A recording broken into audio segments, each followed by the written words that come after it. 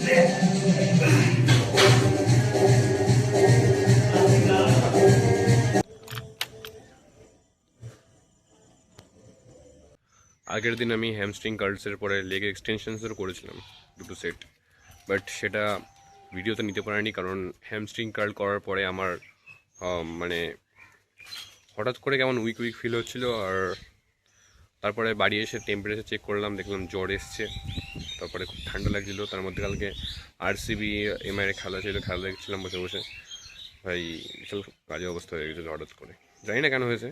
এমনি অনেকদিন ধরে ঠান্ডা লেগেছিলো। লেগ প্রেসের যে ফার্স্ট ক্লিপটা রয়েছে ওখানে দেখতে পারবে আমি কাশছিলাম লেগ প্রেসে বসে বসে, অ্যান্ড তারপরে আর কোনো ক্লিপ নিতে পারিনি আমি। তাই আজকে মানে পরের দিন আমি এটা রেকর্ড করছি।